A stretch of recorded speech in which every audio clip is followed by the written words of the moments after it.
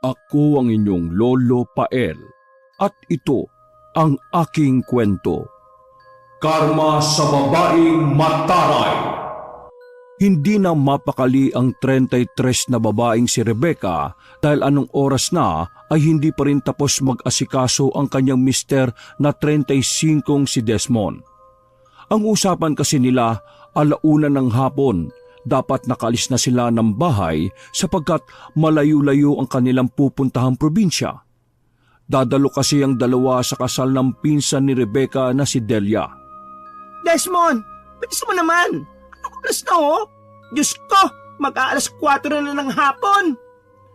Kalma ka lang dyan.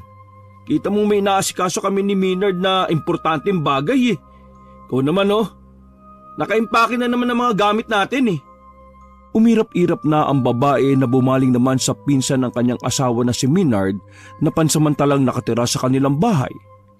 Eto kasing si Maynard na to Pwede namang siya na lang ang magpunta ron. Isasama-sama pa tong si Desmond. Yan tuloy, huli na kami sa pupuntahan namin. Kayang-kaya mo namang mag-isa yun. Nakakabwisit naman to Hindi na umimik si Maynard. Naglakad na lang to papunta sa kusina para hindi na mapansin pa ng asawa ng kanyang pinsan. Napailing naman si Desmond matapos marinig ang sinabi ng kanyang asawa.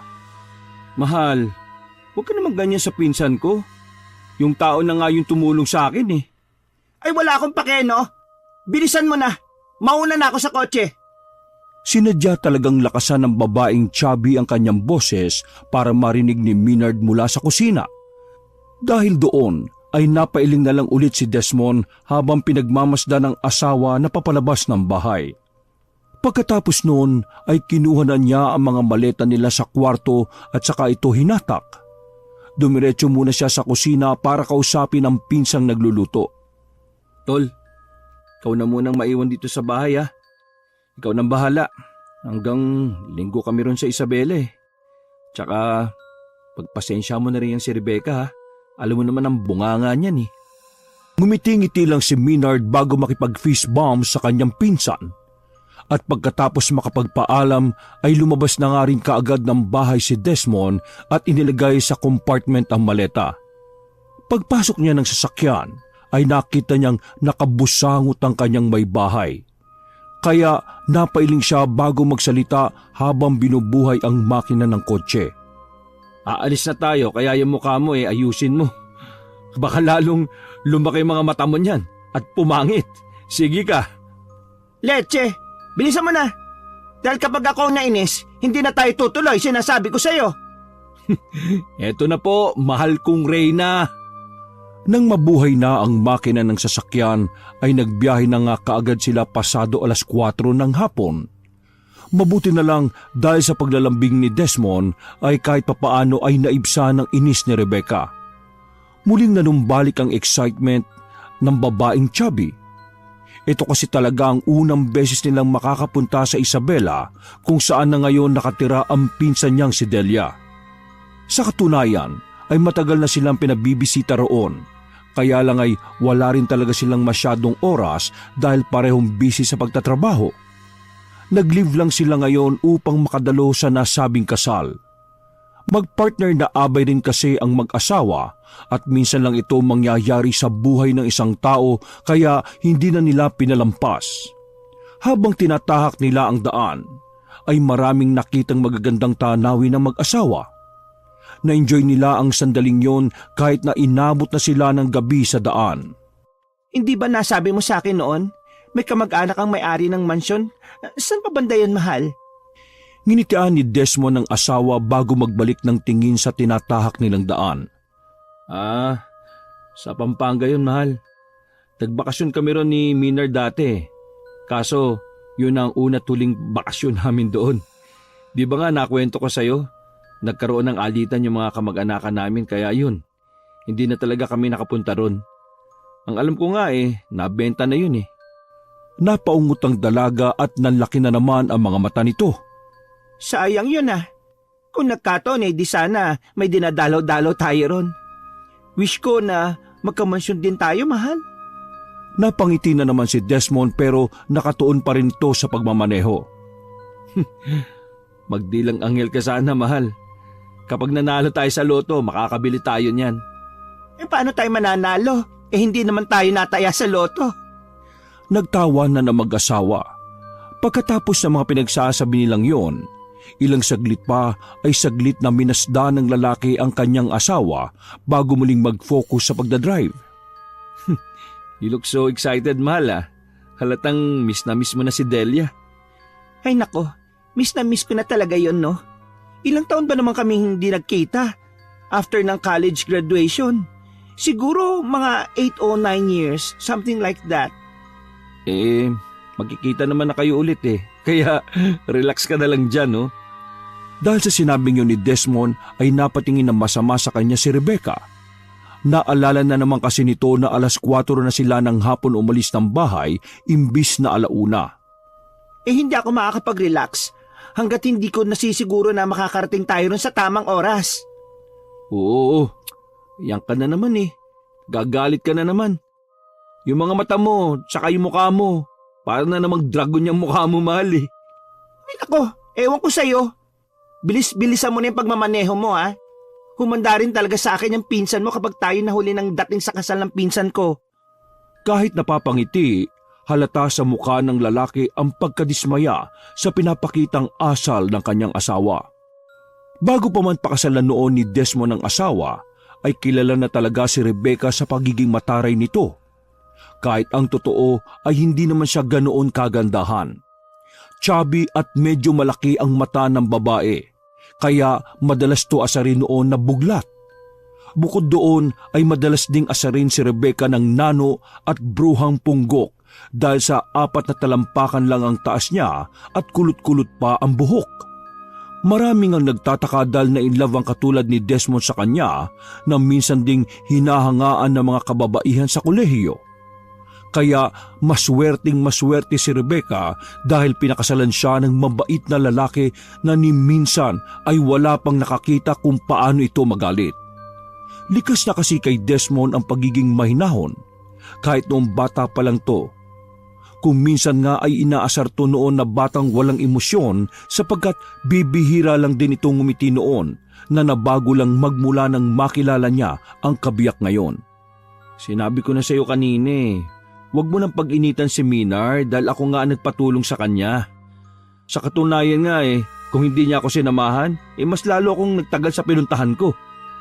Umismid lang si Rebecca, saka tumanaw sa madilim na kapaligiran sa labas. Bago siya tila nagre-reklamong nagsalita. Pinagtatanggol mo pa yung pinsan mong babaero. Baka mamaya malaman lamang ko lang nang bababae ka na rin, ha? Dahil sa sinabing yun ng kanyang asawa, ay napahalakhak ng malakas si Desmond na siya ring dahilan kung bakit galit na napatingin sa kanya si Rebecca. Pagkalaon ay mahina siya nitong hinampas sa hita. Bakit tatawa-tawa ka ngayon dyan? Siguro totoo, no? Nako, kapag nalaman ko lang talaga na tumutulad ka na dyan sa pinsan mo, kay Minard, sabay ko kayong palalayasin sa bahay. Ikaw naman, mahal.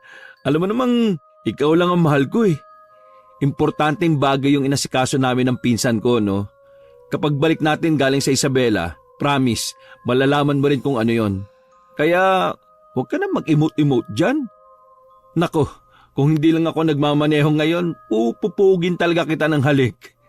Kitang-kita naman sa mukha ng babaeng maliit ang pagkakilig, pero hindi niya masyadong pinahalata.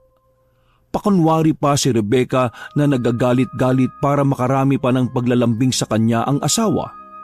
Kaya nang mapansin siya ni Desmond ay pasimple niyang hinarot-harot ang asawa sa pamamagitan ng pagkiliti rito.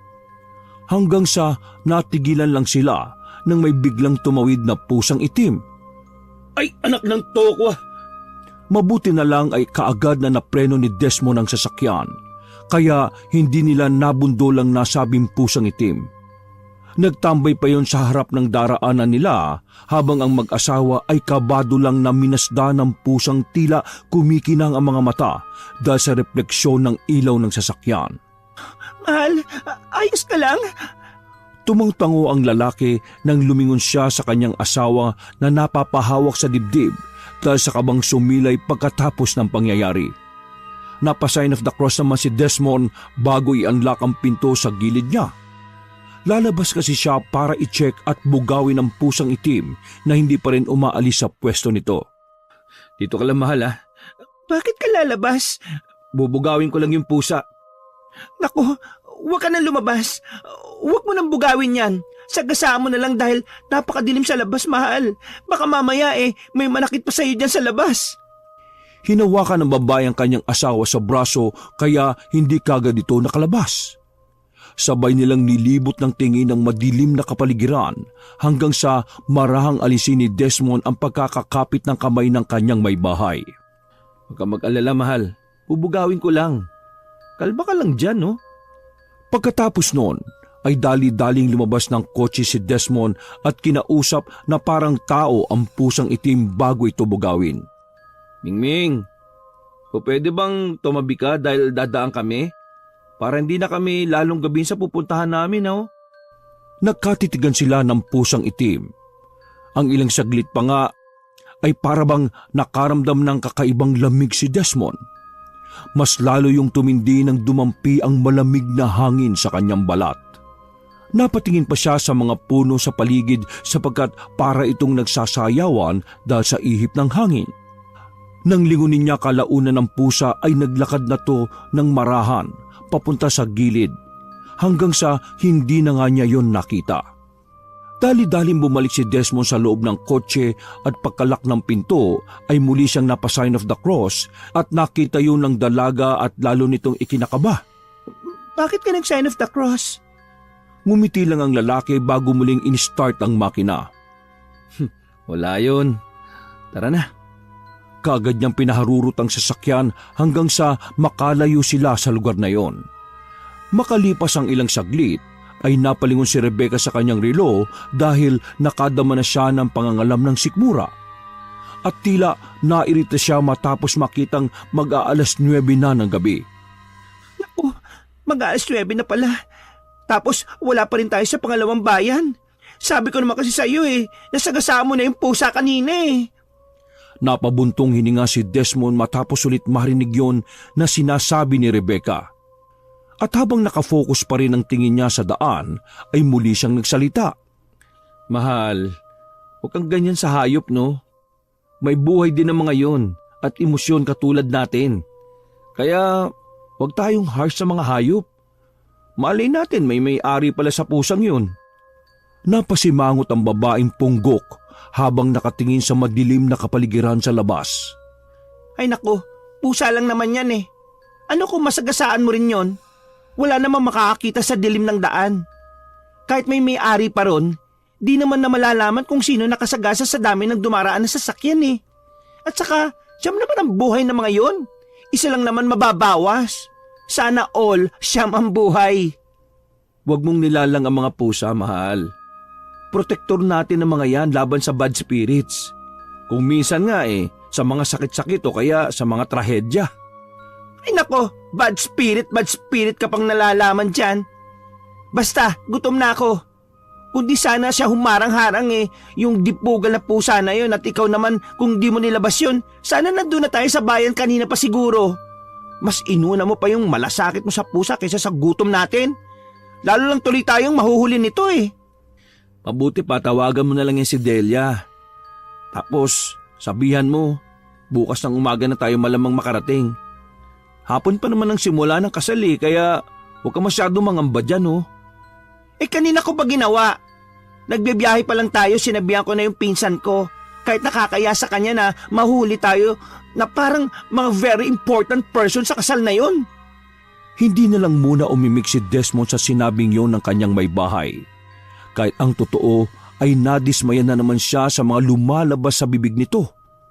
Tahimik silang nagbiyahe hanggang sa mapahinto saglit ang kotse dahil sa mga nakatigil na ilan pang sasakyan sa harapan nila.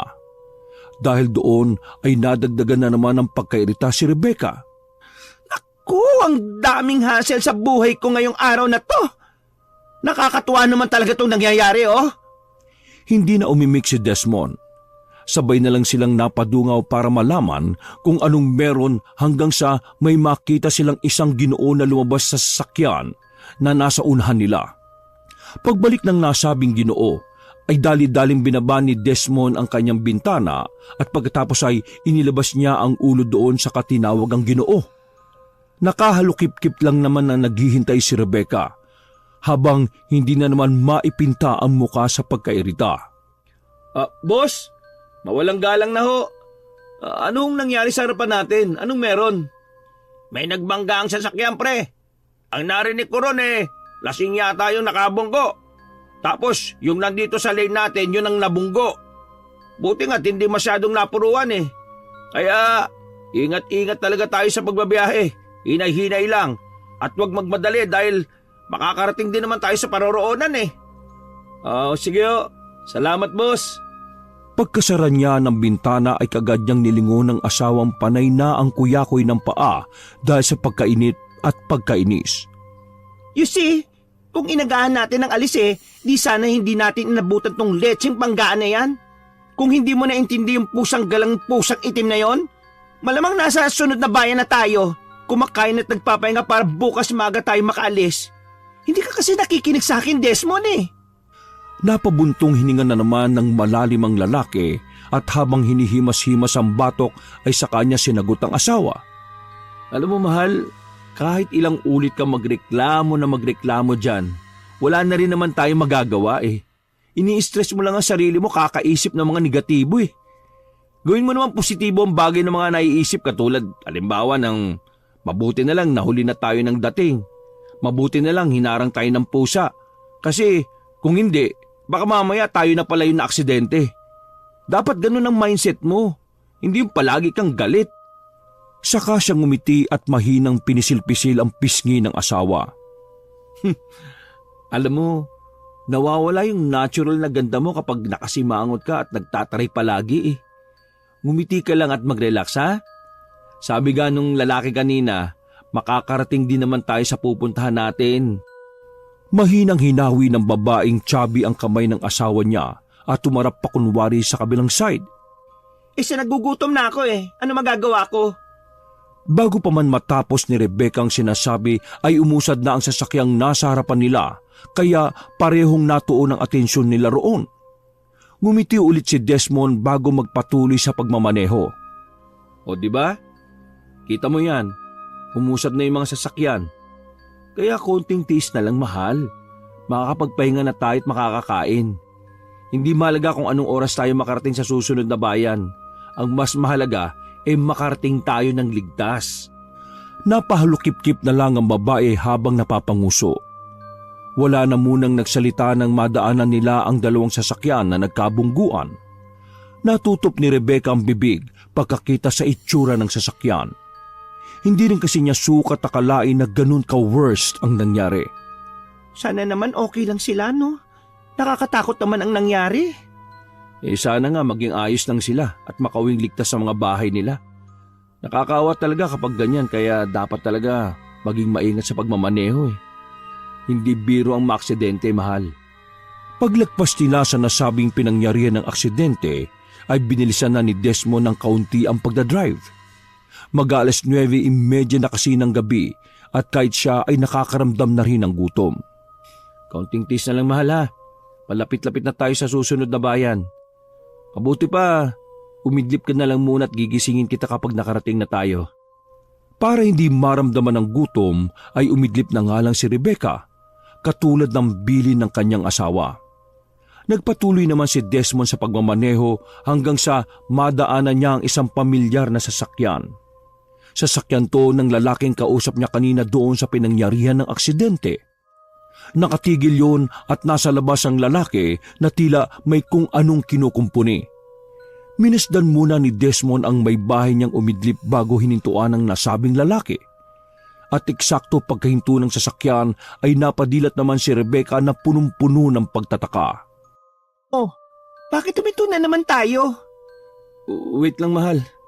Yung lalaki kaninang kausap ko doon sa pinangyarihan ng aksidente mukhang nasiraan Itinuro niya pa ang sasakyan at nang mapalingon doon si Rebecca ay nakaramdam na naman to ng pagkainis sapagkat alam niyang tutulungan niyo ng kanyang asawa. Hindi naman na niya nagawang pigilan si Desmond dahil pagbalik ng tingin niya ay lumabas na to ng kotse.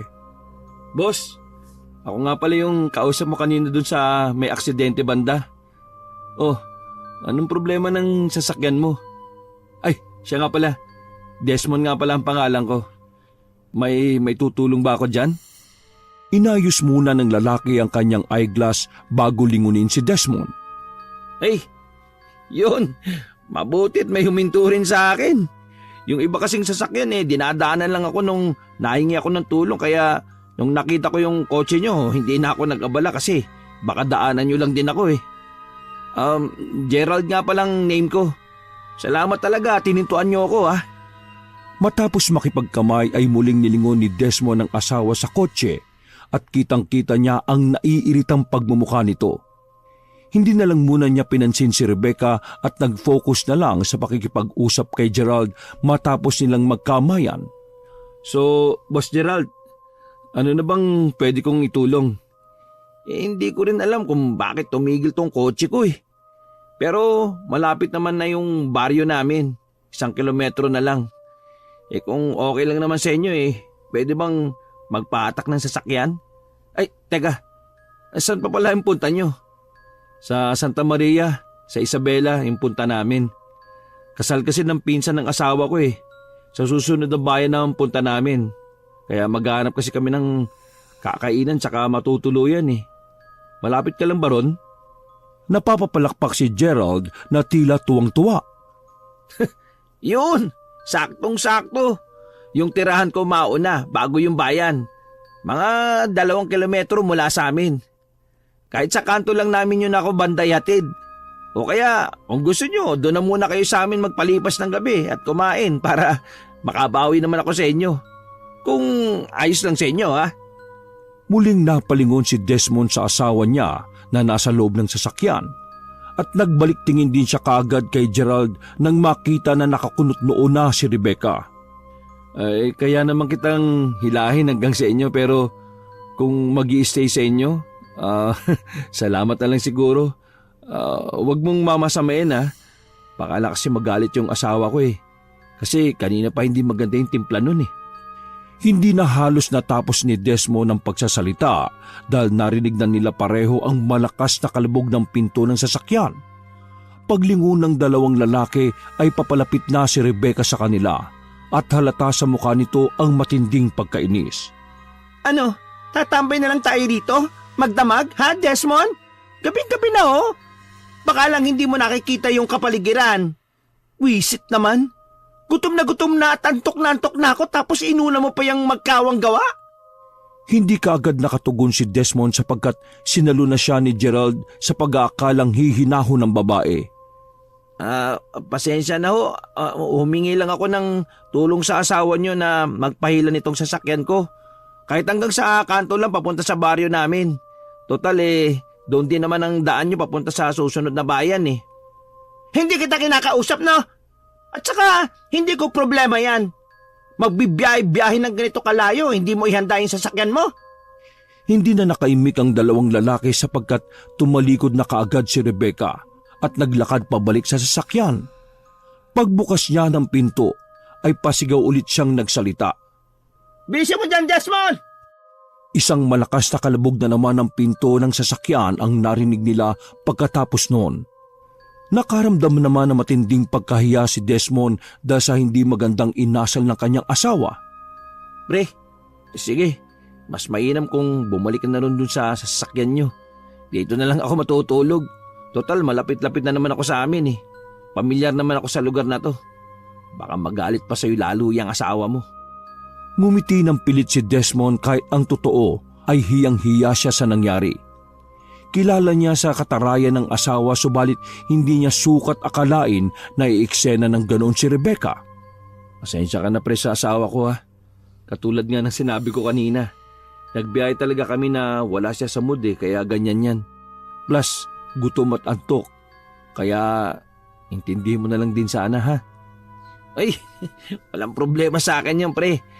Salamat sa paghinto mo sa akin. Na-appreciate ko yun. O sige na. Puntahan mo ng asawa mo, baka abutan na kayo ng malalim na gabi. 3 kilometers, nasa susunod na bayan na kayo. O sige, kakausapin ko yung asawa ko. Diyan ka lang muna Ayaw din naman kitang iwan dito mag-isa eh. Delikado pa rin kahit sabihin mong pamilyar na sa'yo yung lugar at taga rito ka naman. Wait lang ha, diyan ka lang. Kakausapin ko mabuti tong misis ko. Dali-daling tumakbo pabalik ng sasakyan si Desmond at nang nasa loob na siya ay ramdam niya ang mainit na aura ni Rebecca. Hindi kasi ito umiimik at diretso lang ang matalim na tingin sa harapan. Ilang minuto ring sinuyo ni Desmond ang asawa hanggang sa mapapayag niya rin to kahit ang totoo ay labag na labag sa loob ni Rebecca ang gustong mangyari ng kanyang asawa. Mas lalo kasing tatagal ang biyahe nila kapag may hila-hilang sasakyan. Habang hinahatak ang sasakyan ni Gerald ay walang umiimik sa dalawa. Hindi na rin muna talaga kinausap ni Desmond ang asawa sapagkat alam niyang galit na galit pa rin ito. Lumipas ang mahabang oras. Sa wakas ay narating na nila ang kantong sinasabi ni Gerald paliko sa maliit nilang baryo. Saglit silang huminto at lumabas si Desmond para kausapin ang lalaking tinulungan. Pre, maraming salamat talaga ha. Okay na ako dito kasi mamaya lang may dadanan mga truck ng gulay dyan. Pakikisuyo na lang ako. Tsaka sabihin mo rin sa asawa mo, pasensya na talaga sa sobrang abalang ibinigay ko sa inyo. Bumunot sa bulsa si Gerald pagkatapos noon ay inabot niya ito sa kausap. Naku, keep mo na lang yan. Hindi ko matatanggap yan. Masaya akong matulungan ka kahit na, alam mo na, yung asawa ko medyo may toyo. Sigurado ka ba? Bait mo naman, pre. Oo, promise. Huwag mo kaming alalahanin, no? Ikaw ba? Sigurado kang okay ka na rito? Oo, pre. Sana magkita pa tayo sa susunod para ako naman na makabawi sa inyong mag-asawa. Ay, siya nga pala. Magmadali ka na ron. Baka magalit na naman ang asawa mo. 2 kilometers nasa susunod na bayan na kayo. Payo ko lang mag-ingat-ingat kayo kasi kapag ganitong oras, laganap ang mga hindi pangkaraniwang bagay, lalo na sa mga ganitong lugar. Nang marinig ni Desmond ang mga sinabi ni Gerald, ay pinanayuan kagad siya ng mga balahibo sa katawan, pero hindi na lang niya yun ipinahalata. Sa halip ay ngumiti lang siya bago makipagkamay ulit sa lalaking tinulungan. O sige, mag-ingat ka rin dito ha. Sana nga magkita tayo ulit. Saka ka na dun bumawi kapag pareho na tayong hindi abala. Pagkatapos ng mga katagang yun, ay patakbo na siyang bumalik sa sasakyan kung saan naabutan niya si Rebecca na nakapikit ang mga mata pero nakahalukip-kip. Ramdam niya pa rin ang galit nito na tila ba lumulukob sa buong sasakyan. Matapos siyang businahan ng naiwang sasakyan ni Gerald, ay nagtuloy-tuloy na siya sa pagmamaneho. Hindi na rin muna siya kumibo dahil alam niyang kahit anong sabihin niya, ay galit lang ang isusukli ng mataray niyang asawa. At para mapalitan ng magaan na aura ang loob ng sasakyan, ay nagpatugtog na lang si Desmond. Sinabayan niya ang awitin habang maingat na nagmamaneho. Si Rebecca naman ay nakaidlip na sa sobrang galit at sama ng loob sa asawa. Pero hindi na yung pinagtuunan ni Desmond ng pansin. Nag-focus lang siya sa pagmamaneho hanggang biglang tila bumaba ang ulap at nabalot ng hamog ang kapaligiran. Ilang minuto nang mawala ang makapal na hamog ay may nadaanan silang isang motel sa gitna ng kawalan. Hindi na sana hihinto si Desmond kaya lang ay biglang nagmulat ng mata ang kanyang asawa at nang makita ang nag-aandap-andap na motel sign ay pinahinto niya ang lalaki. Hindi niya mabasa ang pangalan ng motel dahil sa luma na yon at patay sindi na nga ang ilaw. Dito mo na ihinto. Ha? 1 kilometer na lang nasa susunod na bayan na tayo. Mas marami kang mapagpipili ang tulugan doon at sa kakainan. Umirap-irap lang si Rebecca sa asawa bago sumipat sa nasabing motel na medyo classic ang dating. Pagkakita niya na mayroong 2 kainan sa bungad ay nagbalik tingin siya kay Desmond. May kainan doon Kaya dito na tayo. Hindi na kaya ng gutom at antok ko. Ikaw, kung gusto mo pang magmaneho ka hanggang sa susunod na bayan. Balikan mo na lang ako rito. Hindi na umalma si Desmond sapagkat ramdam niyang galit pa rin talaga si Rebecca. Paglabas ng babae ay napailing na lang siya bago sumunod dito. Sa bukana pa lang ng nasabing motel ay kakaiba na ang pakiramdam ni Desmond. Kaya gusto niya sanang tawagin at pigilin ng asawa, kaya lang ay nagmadali na to sa paglalakad papunta sa isang maliit na restaurant na katabi lang din ng maliit na gas station. Ilang saglit pa ay huminto ang babaeng punggok at nilingon ng asawa. Nilakihan noon ng kanyang mga mata bago galit na namang nagsalita. Sisirain mo talaga tong buong maghapon ko, Desmond, ano? Ano bang tinatayo-tayo mo dyan? My God! Halos magtantrum na ang babae kaya wala nang nagawa si Desmond kundi patakbutong lapitan. Nakita niya kasi na parang maiiyak na ang asawa sa sobrang sama ng loob at ayaw pa naman niyang nakikita na ganoon si Rebecca. Paglapit ay niyakap niya kaagad ng maigpit si Rebecca at inalalayang maglakad papunta sa reception para kausapin na ang may-ari ng motel upang makatuloy na sila at makakain. Sorry mahal ko Huwag ka nang umiyak, okay? Makakapagpahinga at makakakain na tayo. Hindi na umimik si Rebecca. Nagpahid na lang to ng muka sapagkat maluha-luha na talaga siya dahil sa pagkainis. Pagpasok nila sa reception area, ay naagaw kagad ng pansin ni Desmond ang kakaibang pangalan ng motel na nakaukit mismo sa likuran ng reception table. Vitus Kiski? Iginala niya ang tingin sa loob sapagkat medyo makaluma talaga ang interior design ng nasabing panuluyan. Parang yung mga nakikita niya at napapanood sa mga horror movies. Ganun na ganun kaya naman iba talaga ang naging vibes niya at hindi yun maganda. Nagtagalang tingin niya sa pinakagitna sa gawing kanan ng reception area pagkakita niya sa isang malaking ulo ng kalabaw na naka-wall mount doon. Ang tingin kasi niya ay sariwa pa yon, lalo na ang dugong tumataga sa dingding na galing doon. Sariwa ba yon? Hindi na niya halos na ituloy ang huling sinasabi dahil naantala siya sa pagtunog ng reception call bell. Paglingon niya sa reception table ay naroon na pala si Rebecca kaya napalapit na rin siya sa asawa at inakbayan ito. Makalipas ang ilang minuto, mula sa pinakadulong pintuan sa bandang kaliwa ay lumabas ang isang may edad na babae. Puti ang buhok, lokal pero sopistikada ang pananamit na halatang may kaya.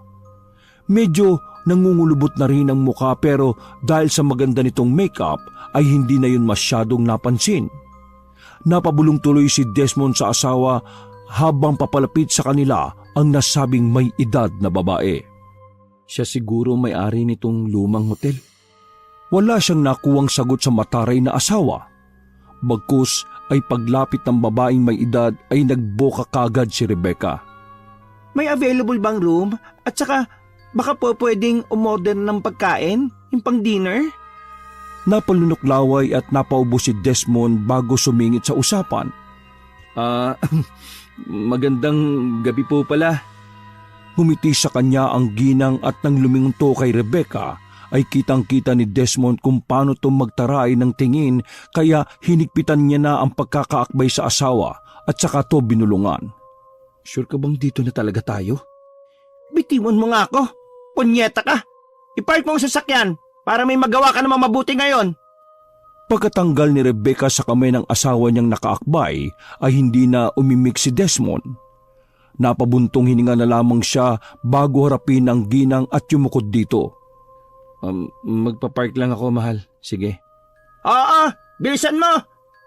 Wala nang nagawa si Desmond kundi lumabas na ng reception area at hinayaan si Rebecca na makipag-usap sa receptionist. Nang nasa labas na siya, habang naglalakad papunta sa sasakyan ay napansin niya ang dalawang lalaki na nakatayo banda malapit sa gasoline station at nakatingin ito sa kanya. Isang matandang lalaki na puti na rin ang buhok at isang teenager. Naka-check-in kaya yung maglolo? Matagal niya tong nakatitigan hanggang sa makaramdam siya ng pagkailang, kaya siya na mismo ang umiwas ng tingin sa mga ito. Pagpasok niya ng sasakyan ay napansin niyang nakatingin pa rin ang dalawa sa kanya, kaya nakaramdam si Desmond ng pagkailang. Ay nako, ang creepy naman ng lugar na to. Bakit ba kasi dito pa napili ni Rebecca na mag-check-in eh? Mahirap talaga kapag tinuyo yung mga babae. Ay nako, Nang nakapark na, ay hindi kaagad lumabas ng kotse si Desmond. Nagdadalawang isip pa rin kasi siya kung magche-check-in ba sa lugar na yon o hindi. Iba kasi ang nava-vibes niya sa buong inn. Mabigat ang pakiramdam niya na parang may kung anong puwersang bumabalot sa buong paligid na hindi niya maintindihan. Dahil din tuloy doon, ay sumagi na lang bigla sa isip niya ang mga sinabi ni Gerald kanina bago sila maghiwalay ng landas. Kaya walang mag-ingat-ingat kayo Kasi kapag ganitong oras, laganap ang mga hindi pangkaraniwang bagay, lalo na sa mga ganitong lugar. Matapos maalala mga yon, ay napasign of the cross siya at mahinang napadasal. Lord, guide us tonight please. Anak ng tupang ligaw Naudlot ang panalangin niya sapagkat biglang kumatok ang teenager na nakita niya kanina malapit sa gasoline station na kasama ng matandang Ginoo. Binuksan niya ang bintana sa kahinarap ang binatilyo at kinausap. Ikaw naman boy, ginulat mo naman ako. Ano bang kailangan mo? Naglahad ng kamay ang binatilyo kaya napangiti na lang si Desmond bago bumunot ng pera sa kanyang pitaka.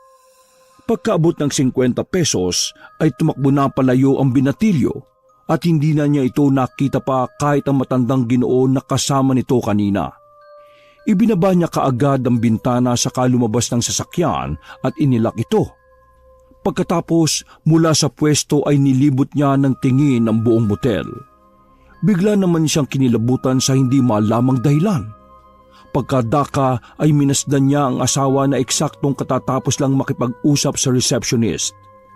Pagpasok niya sa loob ay may hawak-hawak ng susi si Rebecca.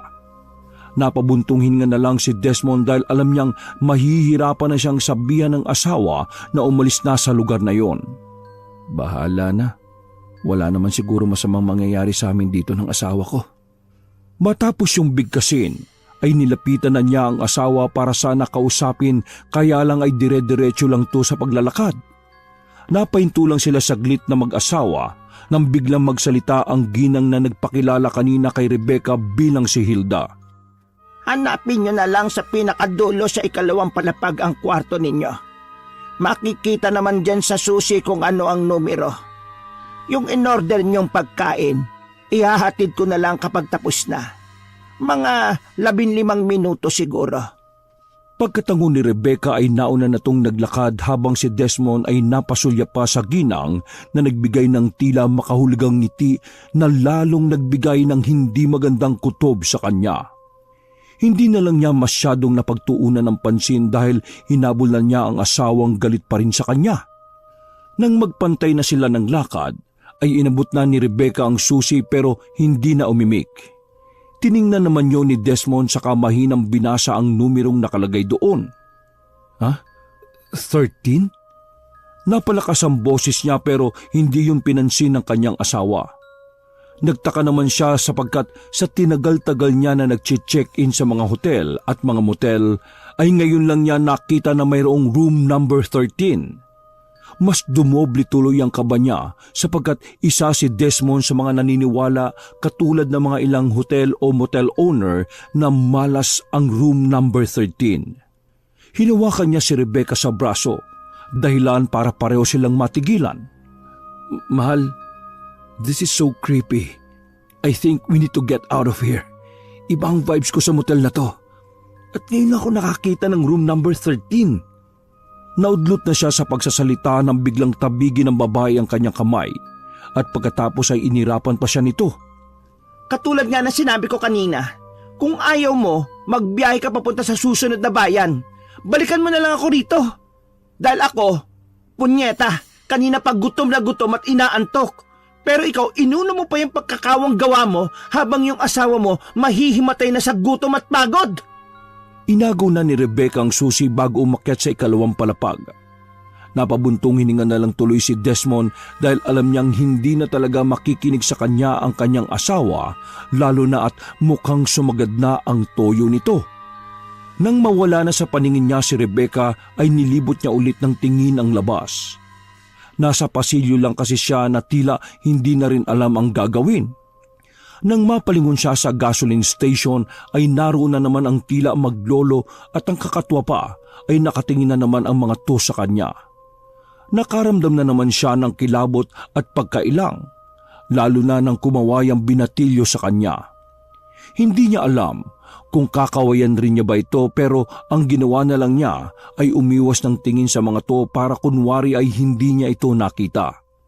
Sinundan na niya ang asawa paakyat sa ikalawang palapag at habang naglalakad siya sa hallway ay nagmasid-masid siya ulit sa kapaligiran.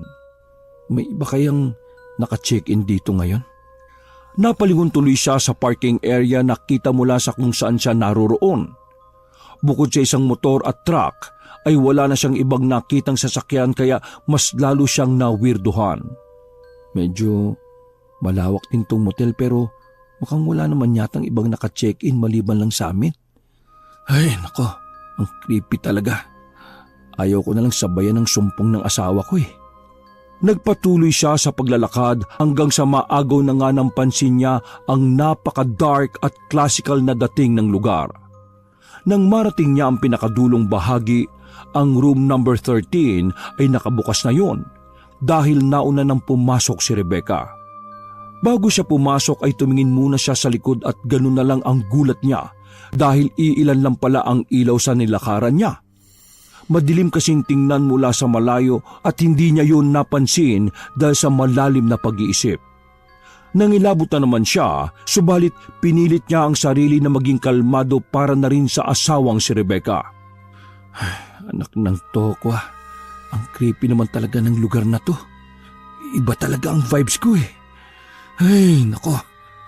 Napa-sign of the cross na lang siya bago tuluyang pumasok sa kanilang kwarto at kinandado ang pinto. Pagkakita niya kay Rebecca na nag-aayos ng sarili sa harap ng lumang salamin ay medyo gumaan ang pakiramdam niya. Lumapit siya rito at saka to niyakap ng maigpit mula sa likuran. Mahal, sorry talaga ha. Huwag ka na magalit. Alam mo naman na ayaw kong matutulog tayo na hindi okay eh. Di bale, bukas babawi ako sa'yo, promise. At saka hindi na talaga to mauulit. Umismid lang si Rebecca bago humawak sa mga braso ng lalaki. Huwag na talaga sana maulit. At saka, sorry rin pala kanina sa attitude ko ah. Ikaw naman kasi, masyado ka mabait eh. Hindi na umimik si Desmond. Nilambing-lambing na lang niya ng yakap ang pinakamamahal na asawa hanggang sa halikan niya ito sa kanang pisngi na ikinakilig naman ng babaeng maliit. So, how do you feel now, mahal? I feel better now, mahal. Thank you sa palaging pag-unawa sa akin, ha? Kahit medyo saltikin at mataray ako. Nako, wag mo nang pakaisipin yun, no? Ang isipin mo, mahal na mahal na mahal na mahal na mahal kita. Kasing lawak ng universe. Natigilan sila pareho sapagkat sabay na kumalam ang kanilang mga sikmura at pagkatapos noon ay nagkatinginan sila. Mata sa mata hanggang sa sabay silang nagtawanan. Gutom na talaga ako, mahal. Bakit kasi hindi tayo nagbaon ng snack sa biyahe? Nagmamadali ka kaya kanina hindi na ako nakapag-drive-thru. Eksaktong pagkasabi niya noon ay mayroong kumatok. Oh, baka yan yun na yung pagkain na in-order ko. Dali-daling lumapit si Desmond sa pinto at binuksan to. Hindi na siya tumingin sa peephole dahil sigurado naman sila na yun na ang pagkain. Halos 15 minuto na rin kasi ang lumipas. Kaya lang laking pagtataka ng lalaki sapagkat pagbukas niya ng pinto ay wala namang kahit na sinong tao sa labas. Dumungaw pa siya at sinipat hanggang sa hagdanan pero wala talagang katao-tao. Ayaw niya mang aminin pero hindi na talaga maganda ang kutob niya. Alam niyang hindi ito normal kaya dali-dali siyang pumasok at ikinandado ang pinto.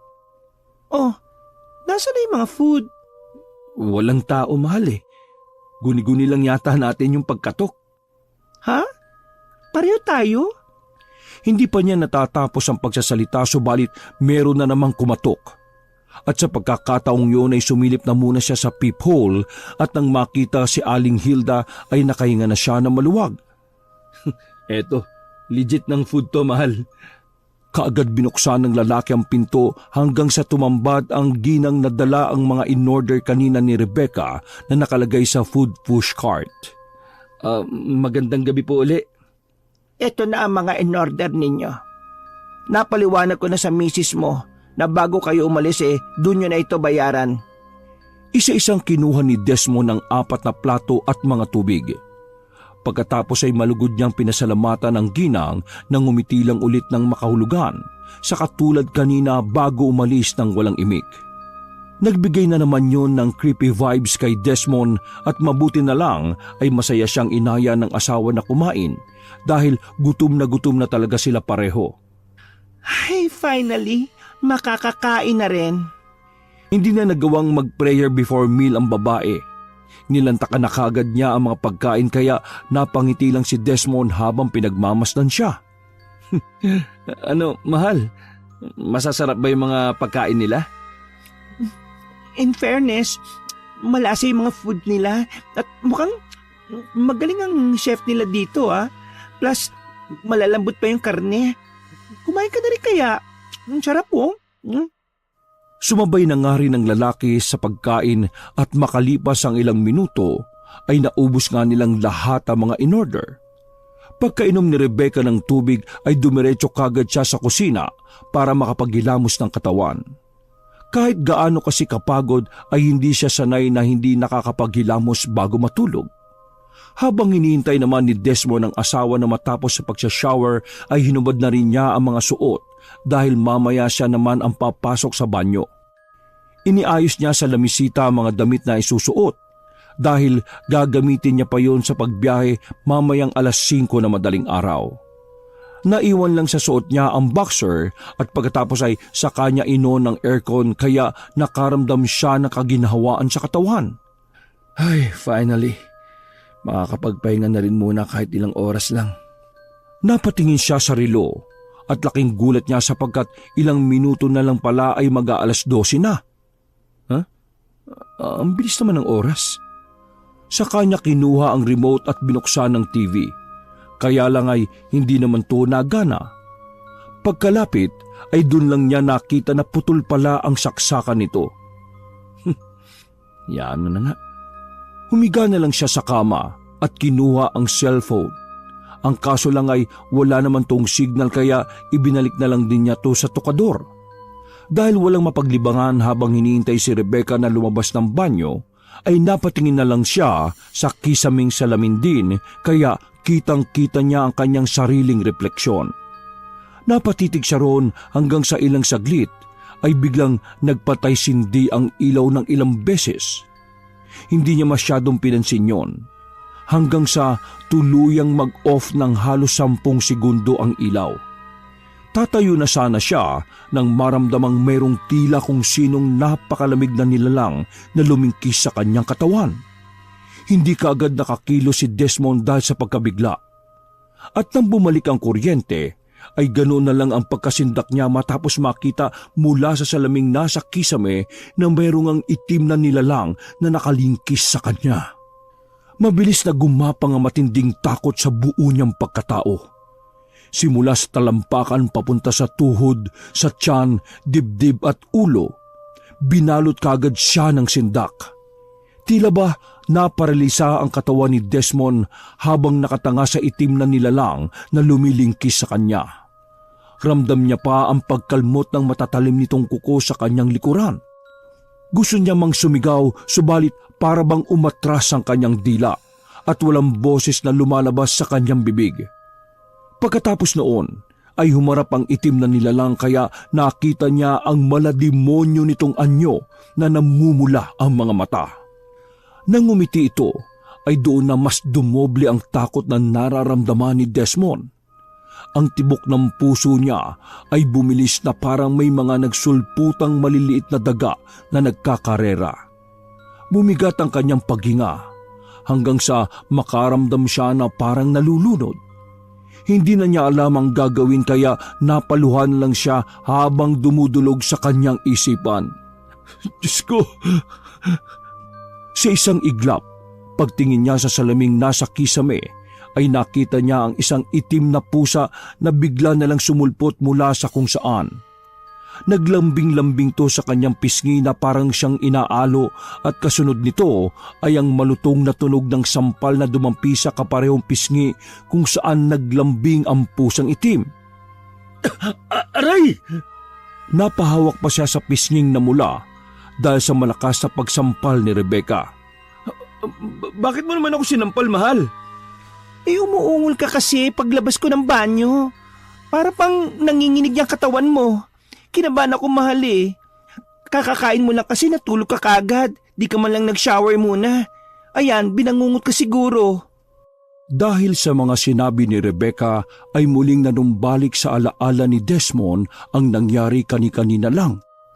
Mabuti na lang din talaga bangungot lang ang mga yon dahil kung hindi, tsak na patay na siya ngayon. Ayos ka lang ba, mahal? Tumango lang ang lalaki kaya nakampante na ang kanyang asawa na nagpatuloy na sa pagbibihis. Habang patuloy naman si Desmond sa pag-aalala sa bangungot ay sumagi sa kanyang isip ang itim na pusa. Ha? Yung pusa? Anong pusa? Wala, mahal. Magsha-shower na ako. Ilang minuto ang nakalipas, paglabas ni Desmond ng banyo ay naabutan niya ang asawa na nahihimbing na sa pagtulog. Pagkabihis ay tinabihan na niya ito bago tumingin sa relo. Eksakto 12:00 na. Ay, naku. Good night, mahal. Hinalikan niya sa noo ang natutulog na asawa at pagkatapos ay inalarm niya ang cellphone ng 4:30 ng umaga. Pinatay niya ang ilaw. Binuksan ng lampshade saka niyakap niya si Rebecca bago pumikit at matulog ng mahimbing na parang normal lang ang lahat. Nang unti-unti nang hinahatak ang diwa niya papunta sa karimlan, ay nakaramdam siya ng pag-uyog ng hinihigaang kama. Noong una ay binabaliwala ito ni Desmond dahil nga sa antok na rin talaga siya. Hinigpitan na lang niya ang pagkayakap sa asawa hanggang sa muli na namang umuyog ng malakas ang kutsyon na hinihigaan nila. Mahal, huwag ka namang malikot matulog. Pinagmasdan lang ni Desmond ang asawa na nakapikit habang nakikiramdam siya sa susunod na mangyayari. Hanggang sa muli siyang napalingon sa kisaming salamin. Nang pakiwari niya na ayos na ang lahat, ay hinayaan na niya ang sarili na makatulog hanggang bigla na lang siyang napadilat dahil sa pagbukas ng TV. Ganun na lang din ang pagtataka niya dahil ang lampshade na nakasindi kanina ay nakapatay na rin. Napabaling muna ang tingin niya roon at hindi inintindi ang TV. Inabot niya ng kamay ang lampshade pero hindi talaga ito gumagana kaya hinayaan niya na lang. Doon na natuon ang atensyon niya sa TV na static lang ang nasasagap na signal. Sino bang nagbukas ng TV na to? Ha? Hindi na niya itinuloy ang huling sasabihin sapagkat naalala niya na putol nga pala ang saksakan ng TV. Dahil doon ay napabangon si Desmond at gigisingin niya sana ang asawa. Ang kaso lang ay bigla na namang umuga ang hinihigaan nilang kama. Nagising si Rebecca na nagrereklamo at walang kamalay-malay sa kung ano ang nagaganap. Kasi mahal, sabi ko sa iyo huwag kang malikot eh. Ha? Laking gulat ni Desmond sapagkat kitang-kita niya na may kung anong humatak sa paanan ng kanyang asawa dahilan para mahulog ito sa kama na kalauna na itumalsik sa sirang TV na biglang namatay at nahulog sa sahig matapos doon tumama ang babae. Nilamon din bigla ng kadiliman ng buong paligid kaya hindi alam ni Desmond kung ano ang gagawin. Mahal, nasan ka? Naudlot na naman ang pagsasalita ni Desmond sapagkat nagsimula ng magpatay-sindi ang lampshade at ilaw ng kwarto. Doon ay tumambad na nga sa kanya ang itsura ng asawa na nakabaliktad at nakadikit sa dingding. Nang tuluyang bumukas ang ilaw ay doon na nakita ni Desmond ang kinahinatnan ng kanyang asawa. Puno ng kalmot ang mukha nito na tila ba gawa ng mabangis na hayop. What the... Tulong, mahal! Tulungan mo ako! Sinikap bumangon ni Desmond sa kamang hinihigaan kaya lang ay umuga na naman ito.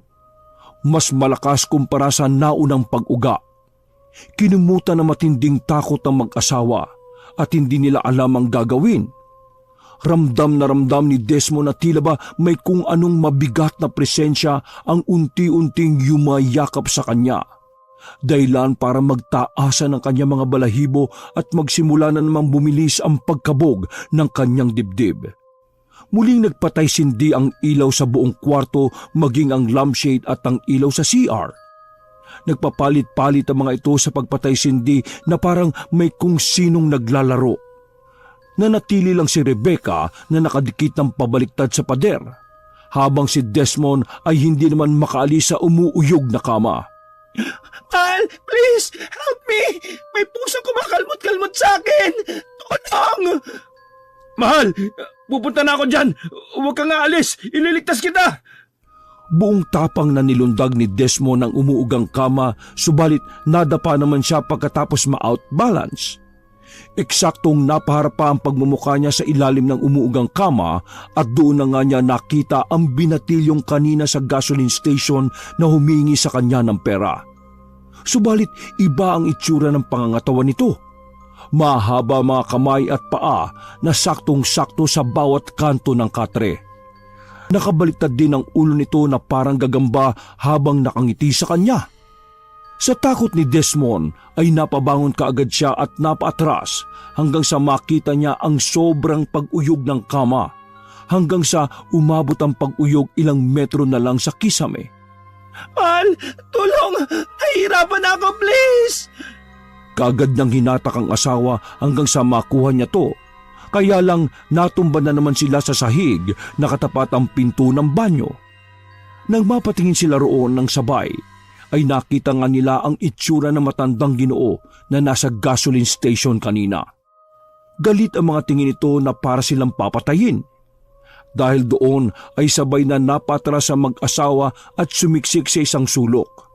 Naglakad naman ang Ginoong mabalasik kung makatingin at nang nasa pinto na to ng banyo ay biglang may boses na nanggaling dito kahit hindi naman nabuka ang bibig. Isa lang ang po pwede naming paalisin sa lugar na ito. Kaya mamili na kayo kung sino sa inyo! Dahil sa mga sinabing yun ng Ginoo ay napaiyak ng husto si Rebecca sa kanyang asawa habang umiiyak sa takot. Doon niya lang kasi napagtanto na tama nga ang kanyang asawa sa pakiramdam nito na hindi ligtas ang motel na kanilang napuntahan. Mahal, ayoko pa mamatay, please! Iligtas mo ako! Ayoko na rito! Walis na tayo rito! Huwag ka matakot, mahal. Makakalis tayo rito. Magtiwala ka. Manalangin ka. Mahal, ialis mo ako rito, utang na loob! Dahil sa mga sinabing yun ni Rebecca ay tila lalong nagalit ang Ginoong mabalasik kung makatingin. Unti-unti ring nag-angatan ang mga kagamitan sa loob ng buong kwarto. Bumukas bigla ang tubig sa gripo at shower. Muli ring nagpatay-sindi ang mga ilaw, lampshade at kahit ang TV na sira. Sa parehong matinding takot na nararamdaman ay nagyakpan na lang ng maigpitang mag-asawa habang nakamasid sa mga nangyayari na hindi nila inaasahan. Diyos ko, Panginoon! Nang lumipad ang lamiseta, upuan, lampshade at tukador malapit sa kinaroroonan ng mag-asawa, ay mas lalong kinain ng sindak ang mag-asawa, lalo na si Rebecca, na parang mababaliw dahil sa takot. Ayop na yan! Ayoko na! Palisin niyo na ako rito! Please lang!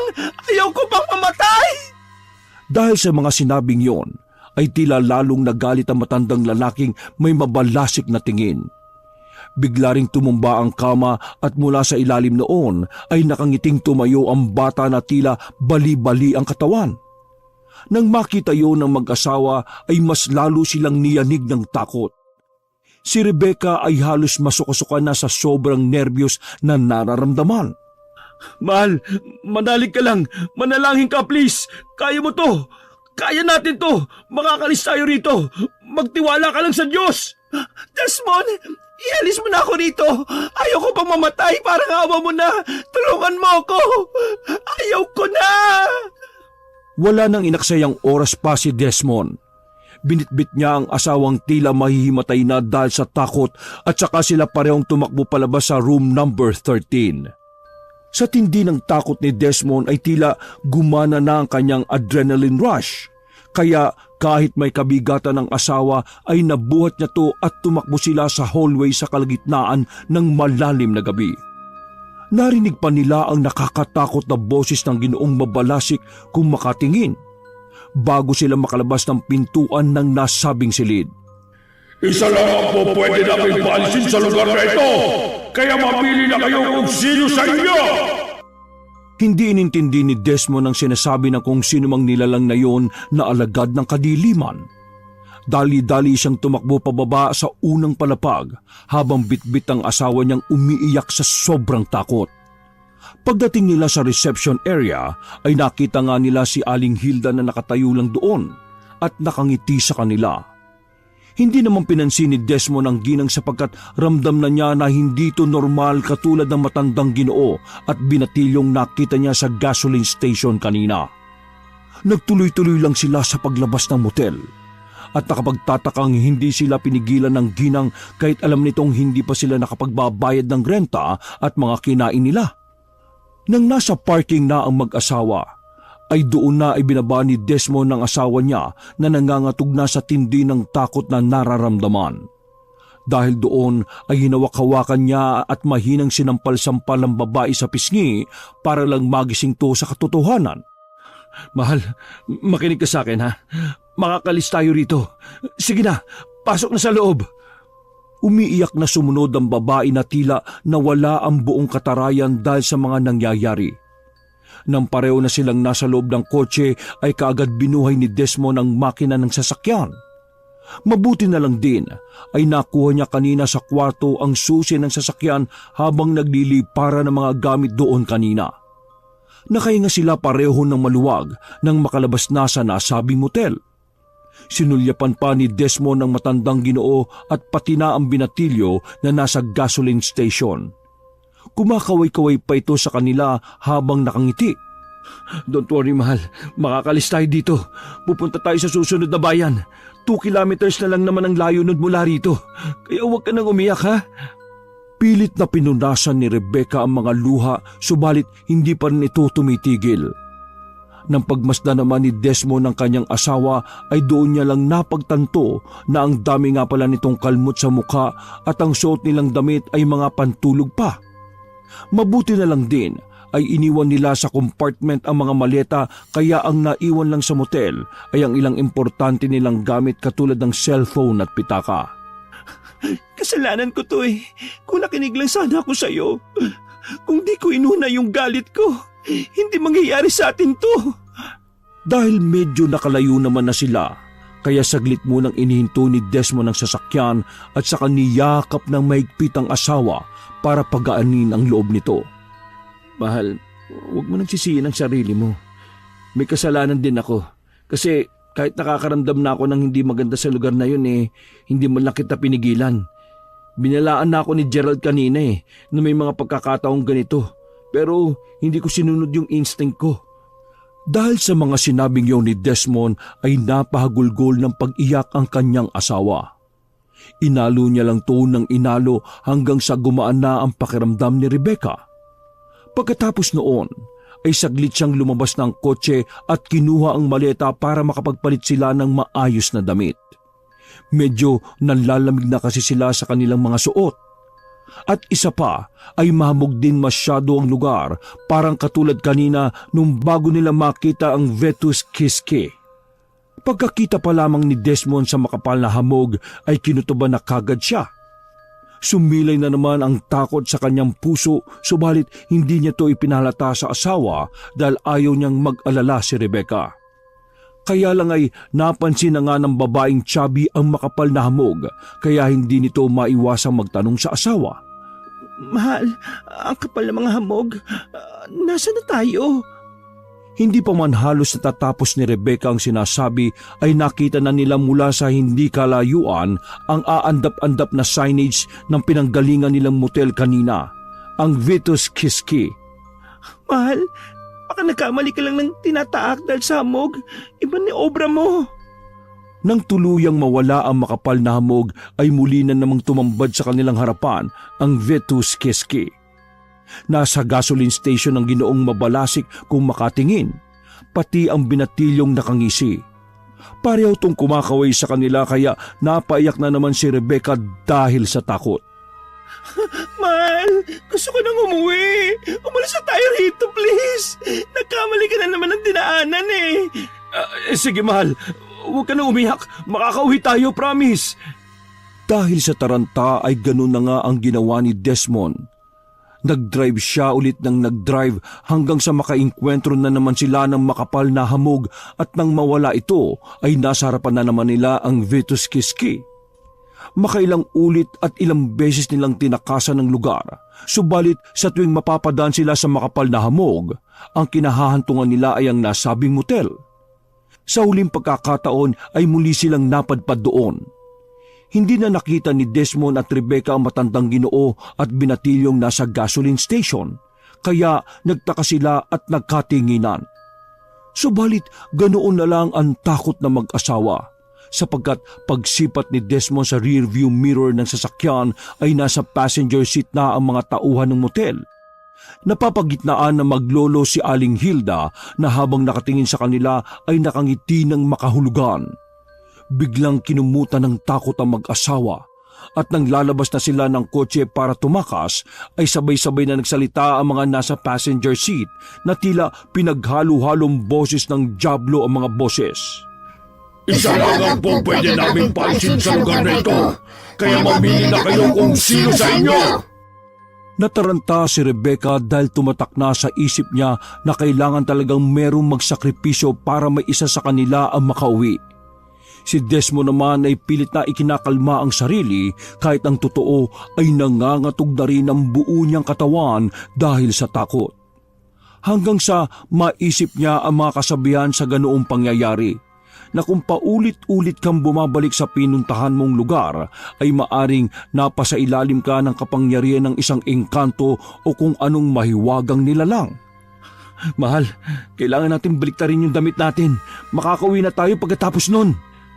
Isa lang ang po pwede namin palisin sa lugar na ito, kaya mamili na kayo kung sino sa inyo.